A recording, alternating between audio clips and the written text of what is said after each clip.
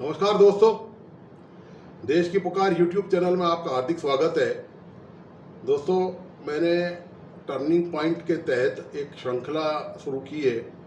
आपको पता ही है कि इसके 3 वीडियो में डाल चुका हूँ। एक न्यूटन पे डाल चुका हूँ कि न्यूटन की लाइफ में कब कैसे क्या हुआ, परिवर्तन जीवन में कैसे आया, टर्निंग पॉइंट उसके जीवन में कौन से साबित हुए। इसी तरह चार्ली चैपलिन के भी 2 वीडियो मैंने डाले थे, जो महान हास्य अभिनेता हैं, वर्ल्ड के रहे हैं, और कैसे उन गांधी जी के संपर्क में आने से उनके जीवन में प्रभाव पड़ा, और इससे पहले कि वो हास्य कलाकार कैसे बने।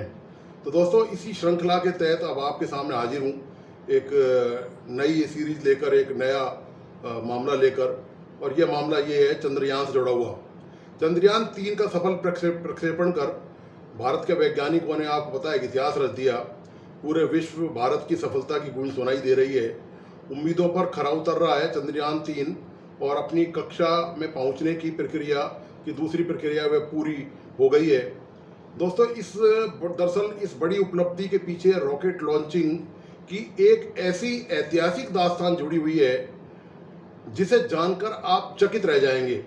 इसके लिए आइए आपको भारत के इतिहास के 350 साल पीछे ले चलता हूँ और आपको दिखाता हूँ इतिहास की वो पन्ने पलटकर कि आखिर उनमें ऐसा क्या रहस्य छुपा हुआ है कि ये जो रॉकेट लॉन्चिंग वाला मामला है, ये भारत के इतिहास से कैसे संबंध रखता है। पूरी दुनिया को भी इस बात का अंदाज़ा नहीं था कि भारत ने रॉकेट लॉन्चिंग की खोज की है। यह इतिहास में दर्ज है। रॉकेट प्रणाली से चलने वाली मिसाइल का इतिहास भारत में दर्ज है। इतना ही नहीं, इतिहास का यह पन्ना अमेरिका के अंतरिक्ष सेंटर नासा तक में दर्ज है। आप विश्वास ही नहीं करेंगे इस बात पर कि ये जो चंद्रयान की जो प्रणाली भारत में है, जो मिसाइल की प्रणाली है, ये इतिहास के पन्नों में दर्ज है, और इसकी गवाही, इसके सबूत अंतरिक्ष एजेंसी रिसर्च सेंटर नासा में दर्ज है। आपको जानकर हैरानी होगी कि नासा की गैलरी में एक ऐसी तस्वीर लगी हुई है जो इस बात का पुख्ता प्रमाण है कि हवा में चलने वाली इस प्रणाली की खोज भारत में हुई थी। जी हाँ, यहाँ से यह प्रणाली पश्चिमी देशों में जाकर परिष्कृत और उन्नत हुई। आइए आपको विस्तार से अब इसकी जानकारी देता हूँ। इसके लिए आपको ले चलता हूँ इतिहास के झरोखों में कि आखिर कैसे भारत मिसाइल रॉकेट प्रणाली का जनक है। टीपू सुल्तान, जिसे टीपू साहब या मैसूर के टाइगर के नाम से भी जाना जाता है, दक्षिण भारत में स्थित मैसूर साम्राज्य के शासक और रॉकेट तोपखाने के अग्रणी थे। आपको बता दें कि American space research agency NASA के रिसेप्शन लॉबी में एक पेंटिंग है जिसमें लड़ाई का एक दृश्य दिखाया गया है, और साथ में यह बताने की कोशिश की गई है कि कैसे रॉकेट के इतिहास से एक योद्धा ने विशाल ब्रिटिश सेना को हराया था, और यह योद्धा कोई और नहीं, टीपू सुल्तान था। भारत के मिसाइल कार्यक्रम के जनक एपीजे अब्दुल कलाम ने अपनी किताब विंग्स ऑफ फायर में लिखा है कि उन्होंने नासा के एक सेंटर में टीपू की सेना की रॉकेट वाली पेंटिंग देखी थी। कलाम लिखते हैं, मुझे ये लगा कि धरती के दूसरे सिरे पर युद्ध में सबसे पहले इस्तेमाल हुए रॉकेट और उनका इस्तेमाल करने वाले सुल्तान की दूरदृष्टि का जश्न मनाया जा रहा है। वहीं हमारे देश में लोग ये बात या तो जानते नहीं हैं या उसको तवज्जो नहीं देते। जी हाँ, इस बात से हम अंदाजा लगा सकते हैं कि रॉकेट के इतिहास में टीपू सुल्तान का क्या महत्व है। लगभग 300 साल पहले टीपू सुल्तान ने एक ऐसा हथियार बनाया था जो दुश्मनों पर भारी पड़ गया था। सन 1780 में टीपू सुल्तान ने इन रॉकेट का इस्तेमाल कर ब्रिटिश सरकार में हमला करने के लिए किया था। इन रॉकेटों का इस्तेमाल 19वीं सदी की शुरुआत में जब ब्रिटिश फ्रांस के खिलाफ नेपोलियन के युद्धों में फंस गए थे, तो उन्होंने एक सैन्य हथियार पेश किया जो था कॉन्ग्रीव रॉकेट। कॉन्ग्रीव रॉकेट 1806 में ईस्ट इंडिया कंपनी के एक आविष्कारक सर विलियम कॉन्ग्रीव द्वारा डिजाइन किया गया था। उन्हें रॉकेट बनाने का विचार तब आया जब टीपू सुल्तान ने ऐसे रॉकेटों का इस्तेमाल करके अंग्रेज सेना के छक्के छुड़ा दिए थे। यह रॉकेट अब तक यूरोप महाद्वीप में पहले कभी किसी देश में इस्तेमाल नहीं किया था।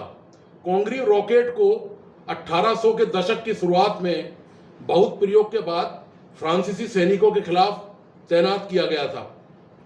इन रॉकेट की ताकत और प्रभावशीलता ऐसी थी कि इन्होंने तुरंत सभी देशों का ध्यान अपनी ओर आकर्षित किया और जल्द ही डेनमार्क, मिस्र, फ्रांस, रूस और कई अन्य देशों के सैन्य इंजीनियरों ने ब्रिटिश इंजीनियरों का अनुसरण शुरू कर दिया। हालांकि 19वीं शताब्दी के मध्य में इतिहासकारों ने ब्रिटिश सैनिकों के अतीत के बारे में पता लगाया, जिससे उन्हें यह पता चला कि वास्तव में कॉन्ग्रीव रॉकेट की जड़ें भारतीय उपमहाद्वीप में टीपू सुल्तान के राज्य में थी। टीपू सुल्तान ने 18वीं सदी में अंग्रेजों की नाक में दम कर दिया था। अंग्रेजों ने टीपू सुल्तान के साथ मित्रता करने की बहुत कोशिश की, लेकिन टीपू सुल्तान ने अंग्रेजों से कभी हाथ नहीं मिलाया। इसलिए अंग्रेज और टीपू सुल्तान एक दूसरे के दुश्मन बन गए। इसी दुश्मनी में टीपू सुल्तान एवं उसके पिता हैदर अली ने 4 लड़ाइयाँ लड़ी थी, जिनको आज आंग्ल मैसूर युद्ध के नाम से जाना जाता है। जब इस लड़ाई में अंग्रेजों ने गोला बारूद टीपू सुल्तान की तलवार पर हावी होने लगे, तब टीपू सुल्तान ने अपनी सेना को एक ऐसा हथियार दिया जिसे इतिहास में मैसूरियन रॉकेट के नाम से जाना जाता है। मैसूरियन रॉकेट भारतीय सैन्य हथियार थे जो कि लोहे के आवरण से बने थे तथा उन्हें सफलतापूर्वक सैन्य उपयोग के लिए तैनात किया गया।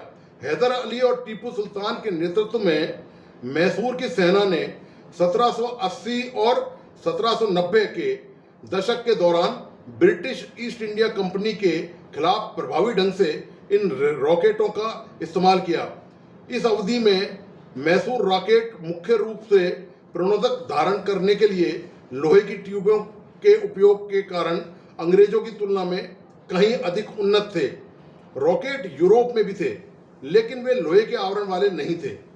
1792 और 1799 में श्री रंगपट्टनम में लड़ाई में ब्रिटिश ईस्ट इंडिया कंपनी के खिलाफ इन रॉकेट का काफी प्रभाव के साथ इस्तेमाल किया गया।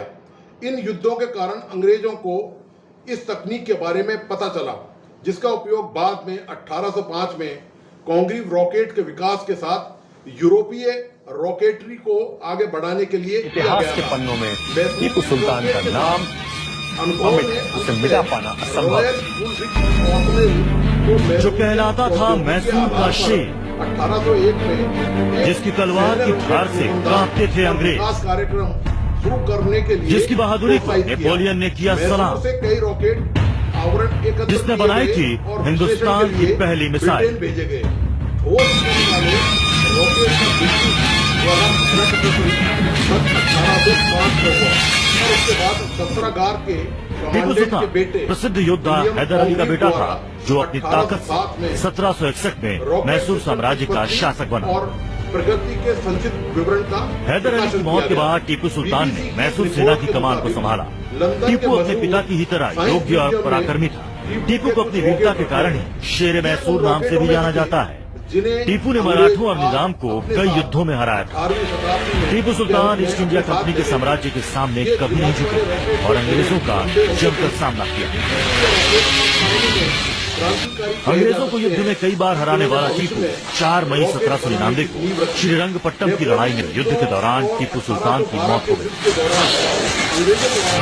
टीपू की मौत के बाद उसके साम्राज्य की कई बेशकीमती चीजें अंग्रेज अपने साथ इंग्लैंड ले गए। लंदन के ब्रिटिश म्यूजियम में मैसूर के राजा टीपू सुल्तान की तमाम चीजें सजी हुई। लंदन का मशहूर नीलाम घर कौन है?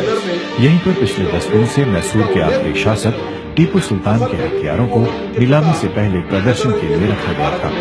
इस नीलामी में टीपू सुल्तान से जुड़े 30 से ज्यादा हथियार और जंग के समय पहने जाने वाले रक्षा कवच जैसे साजो सामान रखे गए थे। लेकिन लोगों का सबसे ज्यादा ध्यान आकर्षित कर रही थी टीपू की फ्लिंट लॉक वाली निजी बंदूक, जिसके कुंदे पर चांदी की धारियों वाला बाग विराजमान है। जो लड़ाई हुई थी सेरंगापट्टम में 1799 में, तो उसके बाद जब उनकी टीपू सुल्तान की मौत हुई और उनके शव से उठाई गई थी और लॉर्ड कॉर्नवालिस जो इंडिया के गवर्नर जनरल थे, उनको दी गई कि सबसे महत्वपूर्ण चीज जो टीपू सुल्तान से हम जोड़ सकें वो उनकी तरफ से उनको दी गई थी, तो वो सबसे ज्यादा इम्पोर्टेंस रखती है। टीपू सुल्तान को मैसूर के बाग के नाम से पुकारा जाता था और बाग को उन्होंने अपना प्रतीक चिन्ह भी बनाया था। यही वजह है कि उनके हथियारों पर बाग की आकृति किसी न किसी रूप में नजर आ ही जाती है। बाग की मूठ वाली रत्न जड़ित इस तलवार को खरीदारों ने सबसे अधिक सराहा और इसकी सबसे ज्यादा 21 करोड़ रुपए कीमत लगाई। लेकिन नीलाम हॉल के बीचों बीच रखी टीपू की तोप ने भी लोगों को कम आकर्षित नहीं किया। एक 3 पाउंड तोप है जो सेरंगापट्टम में उनके रॉयल आर्मरी में बनाई गई थी उनके लिए, और इस पर भी आप देख सकते हैं कि उसके ब्रॉन्ज कैनन के ऊपर टाइगर के निशान है, टाइगर्स बने हुए हैं, जो के व्हील्स हैं उसके ऊपर उनके एक्सल्स पे भी टाइगर बॉसेस दिखाई देते हैं। टीपू सुल्तान ने दक्षिण भारत में अंग्रेजों को सबसे कड़ी टक्कर दी थी और एक बार उन्हें शिकस्त देने में भी सफल रहे थे। लेकिन टीपू की कामयाबी में उनकी हैरत अंगेज वीरता के साथ साथ उनके निजी कारखाने में बने ऐसे हथियारों की अहम भूमिका रही थी। नीलामी में रखी गई तरह तरह की बंदूकों, पिस्तौलों, कलात्मक तलवारों और लड़ाई के दूसरे साजो सामान से टीपूकालीन युद्ध की तैयारियों और टीपू के व्यक्तित्व की विशेषताओं को समझने का मौका बखूबी मिलता है। Amrish Dwivedi, BBC, London. जब 60 के दशक में विक्रम साराभाई ने भारत का अंतरिक्ष कार्यक्रम शुरू किया, ईस्ट इंडिया कंपनी ने हैदराबाद के निजाम से मिलकर चौथी बार टीपू पर भीषण हमला कर दिया और आखिरकार 4 मई 1799 में श्री रंगपट्टनम की रक्षा करते हुए इतिहास के पन्नों में टीपू सुल्तान का नाम अमिट है, उसे मिटा पाना असंभव है। एक बार जो कहलाता था मैसूर का शेर, जिसकी तलवार की धार से कांपते थे अंग्रेज, पहला रॉकेट आविष्कार, जिसकी बहादुरी को नेपोलियन ने किया सलाम, कर्नाटक में खुदाई के दौरान जिसने बनाई थी हिंदुस्तान की पहली मिसाइल। से ज्यादा रॉकेट मिले थे। इन रॉकेटों की जब जांच की गई तो पता चला कि ये बड़े योद्धा और मैसूर के टीपू सुल्तान प्रसिद्ध योद्धा हैदर अली का बेटा था, जो अपनी ताकत से 1761 में मैसूर साम्राज्य का शासक बना। में करने के लिए इन्हें छुपा कर रखा था। हैदर अली की मौत के बाद टीपू सुल्तान ने मैसूर सेना की कमान को संभाला। टीपू अपने पिता की ही तरह योग्य और पराक्रमी था। टीपू को अपनी वीरता के कारण ही शेर मैसूर नाम से भी जाना जाता है। टीपू ने मराठों और निजाम को कई युद्धों में हराया था। Tipu Sultan east India company के साम्राज्य के सामने कभी नहीं झुके और अंग्रेजों का जमकर सामना किया। अंग्रेजों को युद्ध में कई बार हराने वाला टीपू 4 मई 1799 को श्रीरंगपट्टम की लड़ाई में युद्ध के दौरान टीपू सुल्तान की मौत हो गई। टीपू की मौत के बाद उसके साम्राज्य की कई बेशकीमती चीजें अंग्रेज अपने साथ इंग्लैंड ले गए। लंदन के ब्रिटिश म्यूजियम में मैसूर के राजा टीपू सुल्तान की तमाम चीजें सजी हुई हैं। लंदन का मशहूर नीलाम घर पौंड है। यहीं पर पिछले 10 दिन से मैसूर के आखिरी शासक